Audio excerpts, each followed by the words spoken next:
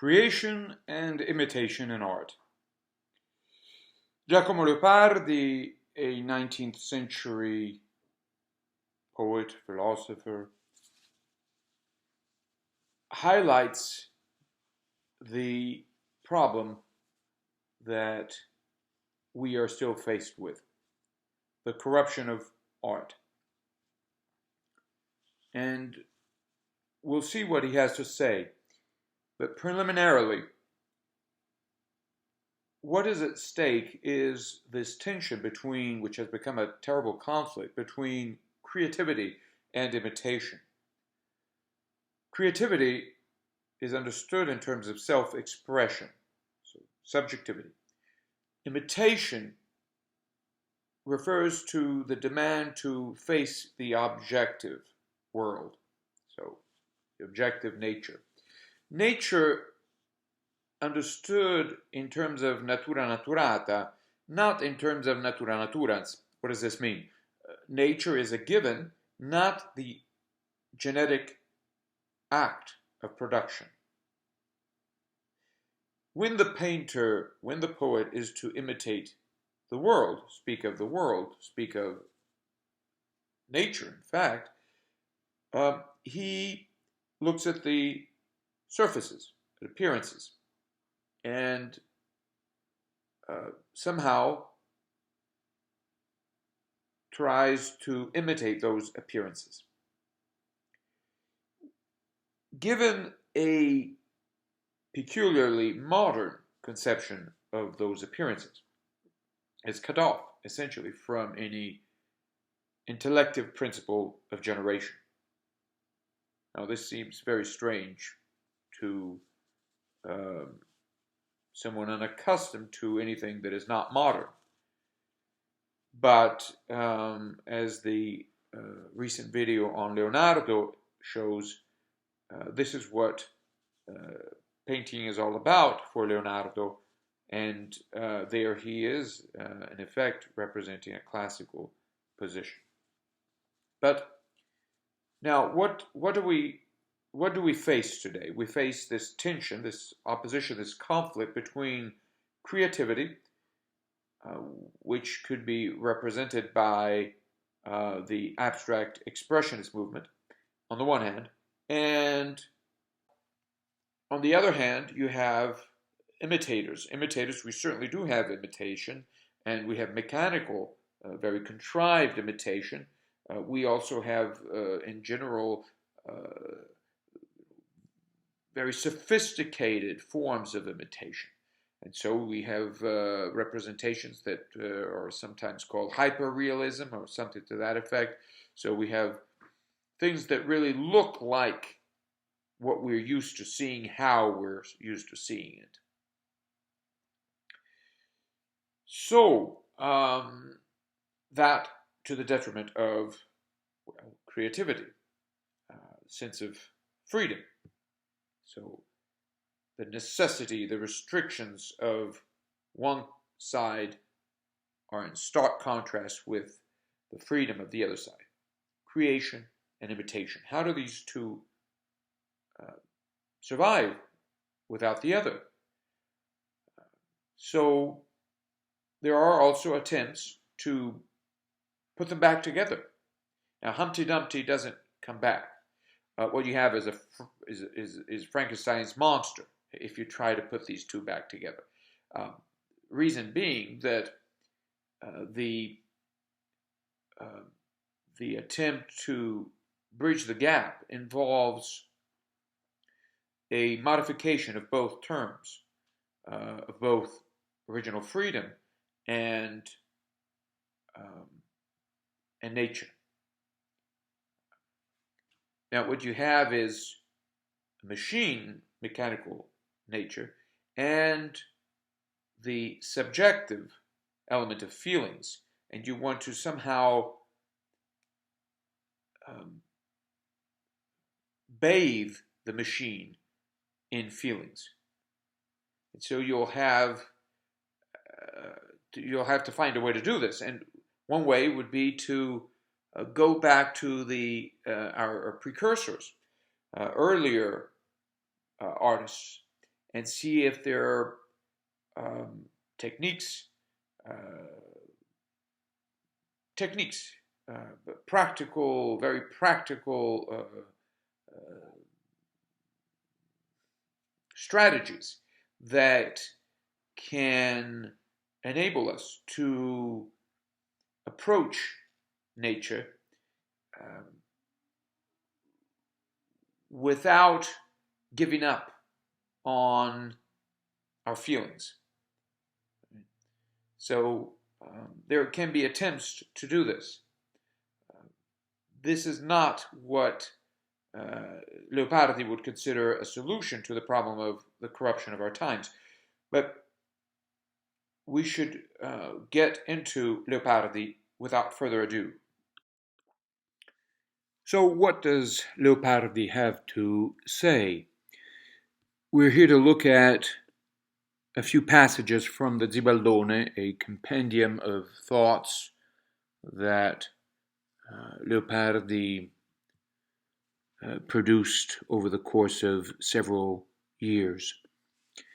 And he speaks of refinement. Refinement is not a good word for, it does not refer to something good for Leopardi. And he says, da questo non c'è esempio che sia tornato al vero. So from a state of refinement, there is not an example of someone, a poet, but we could say artist in general, painter, who has returned to what is true. Now, let us focus on the underlined sentences. And Leopardi is going through a review of 1300s, 1500s, 1700s, and to some extent 1800s in Italy. And he says in the 500s, we had a true continuation of the 14th century, the 300s, and the culmination of our literature. Then, however, came the refinement of the 600s, which in the 700s has merely mutated into a corruption of a different species, of another species. But the good taste of the Il Volgo dei Letterati, so of popular writers, yeah, and in fact one could again extend this to painters and various artists, even composers. The good taste did not return, did not come back any longer. Nor will it return, I believe, secondo me, according to me, because while from nothing you can pass on to what is good, so if you don't have something, you can improve, you can get something good. From what is too good, which is to say corrupt, I estimate, so in my estimation, he is being polite here, you cannot return to what is good. Now, not beauty, but the true, which is to say, the imitation of nature, l'imitazione della natura qualunque, si è l'oggetto delle belle arti, is the object, is what of fine arts, what fine arts are all about. And here we have a cardinal point that Leopardi is addressing. He goes on explaining, arguing, showing that if beauty were the object of art, of painting, of poetry, again, then,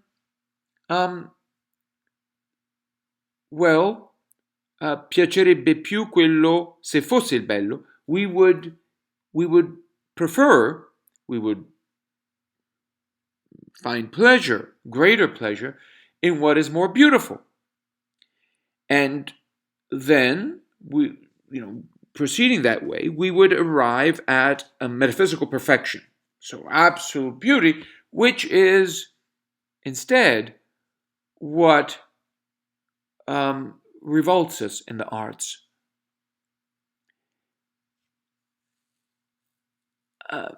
He goes on through some arguments, and he also touches upon Homer and says, well, there are many things that are not beautiful in Homer, and we take pleasure in them, even if they're not beautiful. Now, Leopardi goes on, noting that man does not hate anything as much as boredom. And so he takes pleasure in seeing qualche novità, ancorché brutta, some novelty, something new, even if it is ugly. And tragedy and comedy and satire, which all have as their subject something ugly, are obviously can be quite popular. And they're all in it together in this. Now, il brutto, come tutto il resto, deve stare nel suo luogo. As everything else, the ugly has to stay in its place. There's a place for it. Now, the vile rarely is described because it's hard to find a place for it in poetry. Nevertheless, it's not that it is not the object of, or it cannot be the object of poetry or of, again, painting. And we have paintings of vile things, of course. But it's hard to find a proper place for it. Now, and of course, nothing prevents the diversi generi di poesia, nothing prevents them, the various genres of poetry, from having as their object, particular object, something beautiful. Più particolarmente il bello, altro, and some others, maybe other types of poetry will focus on what is painful, something else, some others on what is ugly and vile, and so forth. But these are not the proper or natural object of the fine arts. That is the true, which is the imitation of nature. Why not nature? Is nature not the true? Well, no, because the true is the imitation of nature. Nature contains more than what is true. Let us move on to this other page. And here we have the statement that the perfection of a work in the fine arts is not measured by, well, what is most beautiful, dal più bello, ma dalla più perfetta imitazione della natura, but by the most perfect imitation of nature. Now, if it is true that the perfection of things in substance consists in the perfect attainment of their object, what will the object of the fine arts be? And there he goes on to say, well, it can't be utility, because what is useful, it's not of the essence. We're talking about the natural end of art, and he says, well, it is what is delightful, dilettevole. Dilectum is a kind of pleasure that we gain from it, and so that to give pleasure and to delight is the natural office, the natural duty of poetry.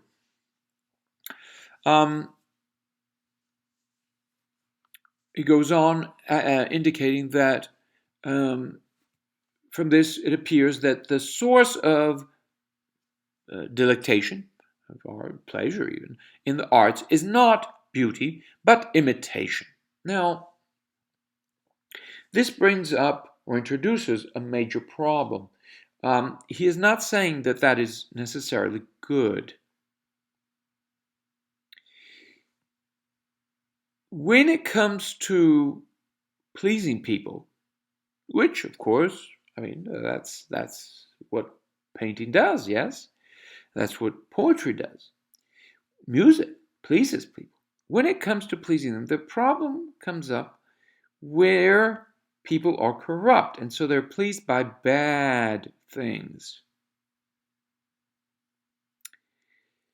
What this is bringing up is evidently the problem of a good painter, of a good poet. He will not please people, the people of his times. So now, il Seicento, perché era non debole ma corrotto, the 600s, so we're speaking about, vaguely speaking, the Italy, since it was, it was weak, not weak, but corrupt. It was not weak, but corrupt. Incidentally, this problem of corruption in the 1600s was highlighted by Michelangelo Merisi da Caravaggio, and Merisi is decrying the loss of imitation of nature, and this problem has become such a pressing issue for him that he carries it to a tragic momentum. I have discussed this issue elsewhere, but let us get back to Leopardi.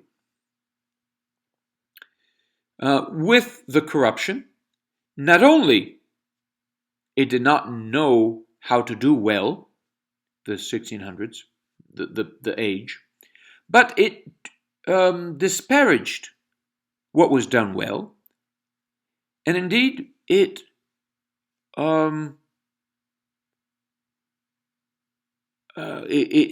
really displeased it, and so it forgot about Dante and Petrarca and so forth.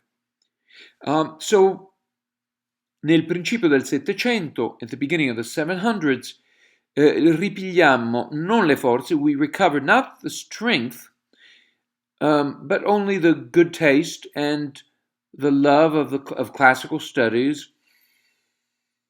And the first half of that century looks like the 400s, so the 15th century.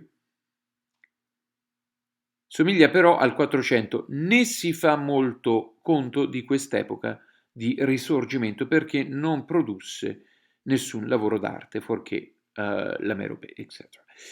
But we don't really pay much attention to this period of risorgimento, of recovery, more than Renaissance, yeah? But this, shall we say, this rise, this renewed rise, risorgimento, because it didn't produce anything,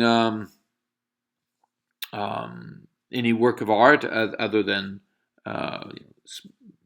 rare and minor exceptions, and it lasted so little that un uomo stesso poté aver veduto il tempo di corruzione, that a single man would have been able to see the time of corruption, of the renewed rise and the renewed fall, all three. So when our letters and when our letteres, when our studies, when our literature, but again, a painting applies, where they fell again, and here in the imitation and the study of foreigners, for example,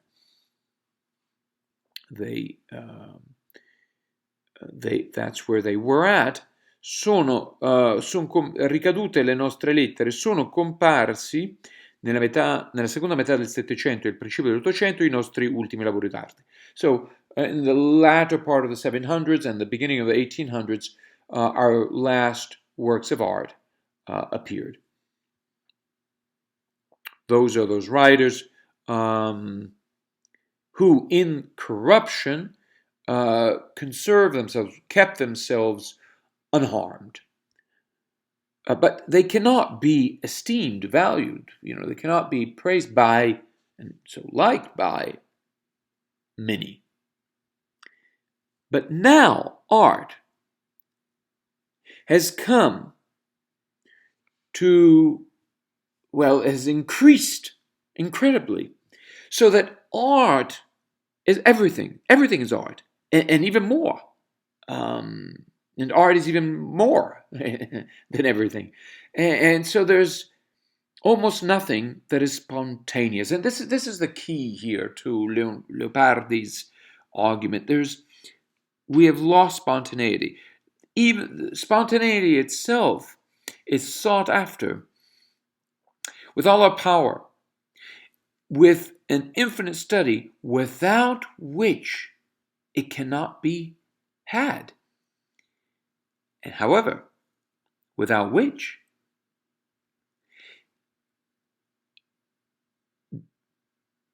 poets such as Dante, Petrarca, Ariosto had a lot of it, and with them also the bravi, the good, the valiant authors of the 1300s and the 500s.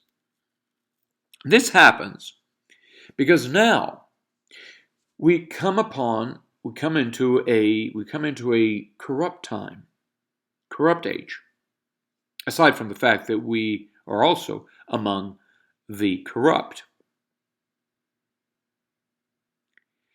And we have to apply the greatest study to avoid corruption, principally that of the time we live in.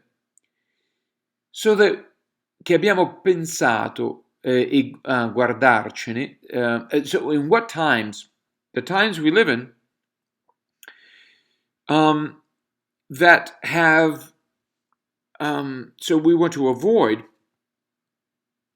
that corruption of a time, of an age, that has taken hold of us without our having thought about it, without our having guarded against it. So unwittingly, we find ourselves tainted by our times, and even by the corruption of past times, because now we know all the vices of the arts, and we want to keep them away from us. And so we're no longer simple as the Greeks and the Latins and the Romans, in other words, and the folks from the 1300s and the 500s were. Because we have passed into a time of corruption, and we have become astute in art, and we dodge the vices with an astuteness and with artifice, in other words, not with nature, as the ancients did. The ancients who, senza saperne più che tanto, without knowing that much, pure perché l'arte era in suo principio, even because art was at its beginnings and was not corrupt, they did not dodge vices, but they didn't fall into them. Non gli scrivevano, ma non ci cadevano. And so then he moves on, referring to children. He says, well, the comparison, which was a fairly widespread comparison that in the 1800s, he says, well, as youth, or as children, in fact, fanciulli, children, the ancients were like children that do not know the vices, and we are like these old folks who know them, but by smarts, yeah, by being smart and experienced, we dodge them. And yet, we have, or and so rather, e però abbiamo moltissimo più senno e arte che gli antichi. We have much more sense, we're much smarter, really, and we have much more art than the ancients, who, for that reason, fell into infinite defects, not knowing them. Notice these are not vices, in cui adesso non cadrebbe uno scolaro. Not even a young student would fall into them, into these defects, right? Because we've been prepared to avoid them, to dodge them. Which is not to say that the ancients had no vices, but they were rather exceptions rather than the norm. And today we find ourselves in a condition where vice is the norm. So we would have some vices in Homer, some concepts in Petrarca, some rough elements in Dante, and so forth, and so on. E però adesso le nostre opere grandi, but now our great works, very few, because we're still in corruption, out of which very few emerge, will be all without defects, most perfect, but ma insomma, but overall no longer original, and we will not have another Homer, another Dante, another Ariosto. Give some examples. Whence it appears, quel che io di sopra ho detto, what I said above, that dopo che le arti di fanciulle e incorrotte si sono fatte mature e corrotte, after their being childlike and incorrupt, and where they have made themselves mature. So mature when they have matured and become corrupt. Well, the arts, as men of middle-aged men who are men of vice, aging and regretting. So wanting to go, oh, shoot, let's go back. They won't be able to recover the vigor of youth, of childhood and youth. Here we have a very important point. He says, well, the arts that became corrupt among the Greeks and the Latins did not resurge, did not come back. Whereas with us, presso noi, they go resurging. They're brought back. Well, is there a problem with that? And Leopardi is suggesting that there is, because the price paid for that is tremendous for the arts. And he goes to examples, and he says, well, from antiquity, he says, well, Thucydides, Xenophon, they recovered from, however, not so much an age of corruption, but of weakness. So that's not what we're dealing with today. We're not dealing with, an attempt to reinvigorate, art. It's just fully corrupt, and we're facing corruption. Then he goes on referring to children and youth who have a kind of natural malice, and every once in a while they fall into vices that that are not all that dissimilar from the vices that are characteristic of great and evil people, men. And so a similar comparison can be discerned in the case of the ancients. For the ancients did occasionally fall into vices without reflecting on it. They weren't even aware of it, that they were vices. But these vices did not define them and their condition, whereas they do define our own condition. Or here it says, the adult artifices of the 1600s and the 1700s, rooted in corruption. And now, anyone, per pochissimo che abbia studiato a prima giunta, for even having studied even very little, can see those errors and that the ancients erred, that they made mistakes. And we see all these little blemishes, but these are nothing compared to the rootedness of corruption of our times. And so il senno, so this being smart and our experience are the means by which we avoid those errors of antiquity, and yet they are the death of poetry. Come però si dovrà dire che l'Ariosto, per esempio, avesse sommarta, and so, well, what about a great poet such as Ariosto?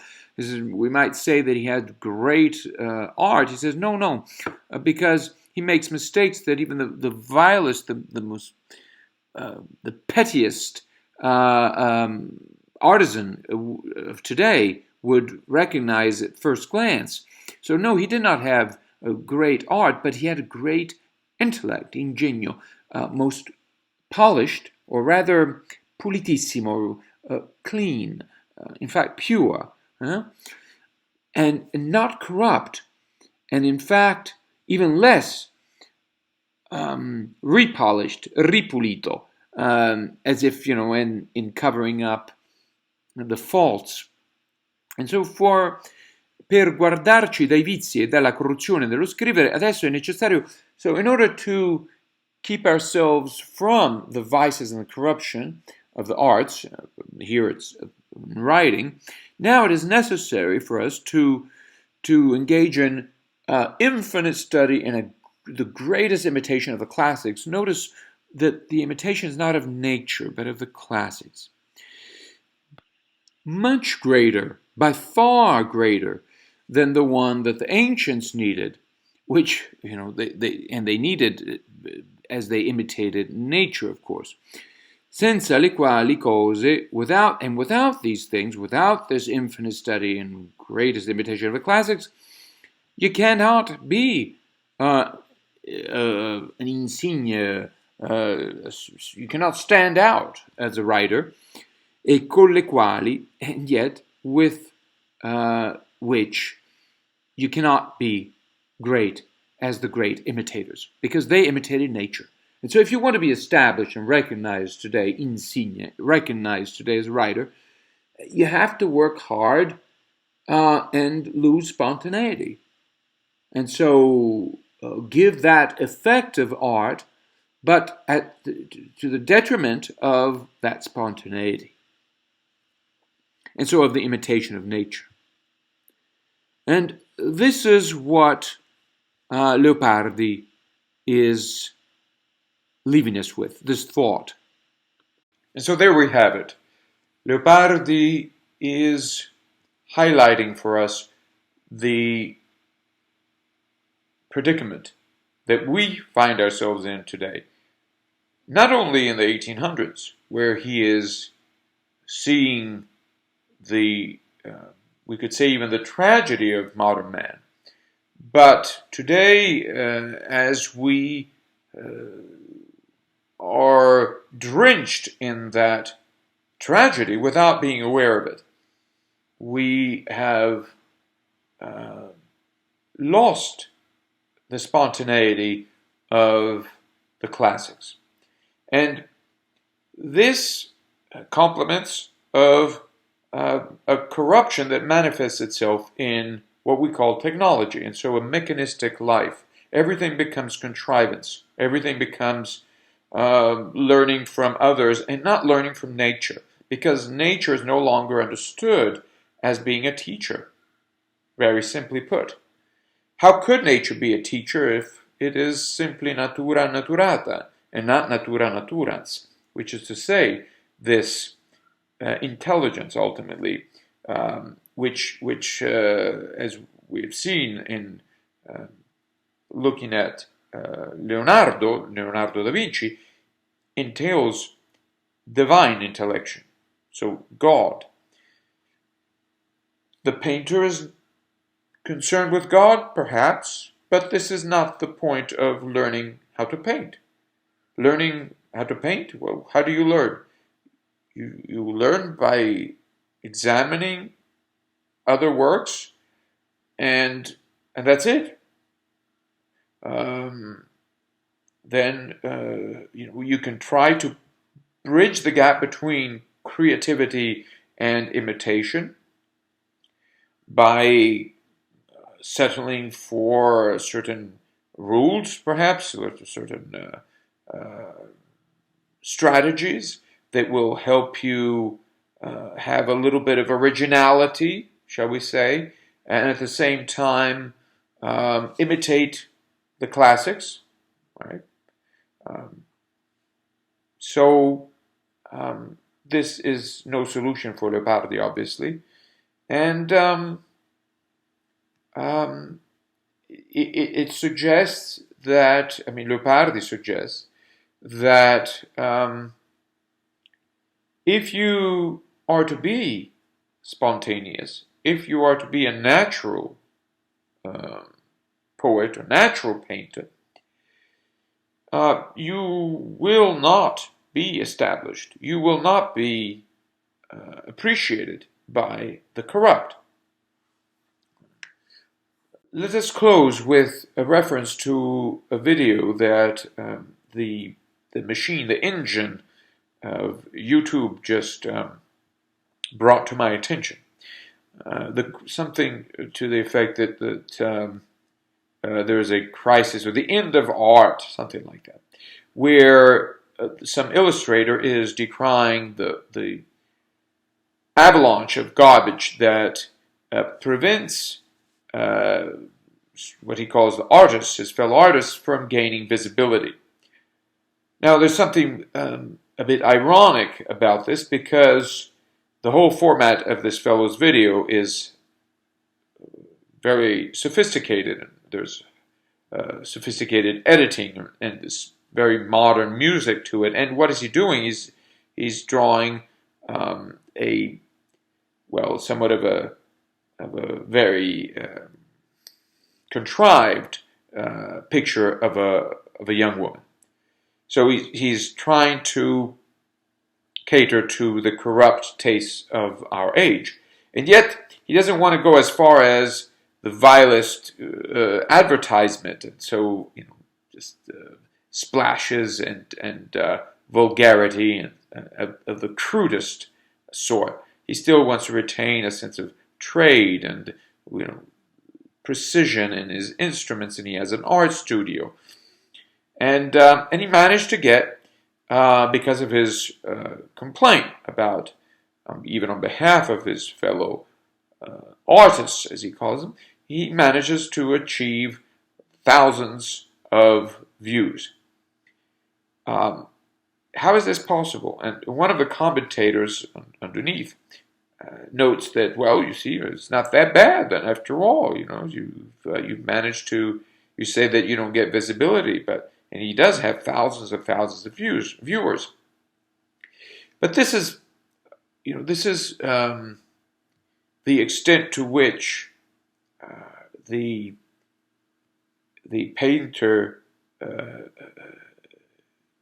has to go to please, to be visible, insigne, to be outstanding today, to be visible ultimately. He has to resort to, well, is to cater to the corruption, to the vice of our age. And he's in competition with the radical extreme of corruption. So we have all this digital garbage that is flooding the internet, and that receives millions, if not billions, of views. So, all right, that's the consolation of a few who managed to attain this visibility. But Leopardi precisely is telling us that that is not what the good painter, that's not what the good poet is to seek in a time of corruption.